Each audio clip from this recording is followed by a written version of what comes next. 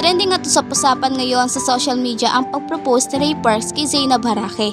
Akala lamang ni Zainab ay aaten sila sa birthday party ni Donalyn Bartolome, ngunit hindi niya inakala na rason lamang nila ito para magpaganda siya sa araw na iyon. Bago mag-propose si Ray Parks ay nagpaalam muna siya sa pamilya ni Zainab. Humingi siya ng blessing bago niya gawin ang proposal nito. Kitang-kita dito kung paano niya talaga ito pinaghandaan.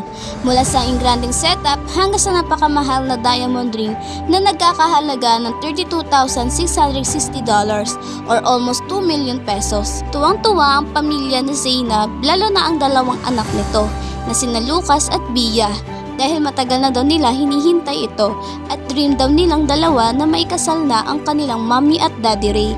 Maging ang papa ni Zainab ay napaiyak sa tuwa dahil finally napunta rin sa tamang tao ang kanyang anak. Ayon pa sa papa niya, unang kita pa lang niya kay Ray Park ay botong-boto na siya rito dahil napakagalang at napakagbuting tao raw nito. Narito naman ang reaksyon ng kanilang mga kapwa vlogger at mga netizen sa kanila.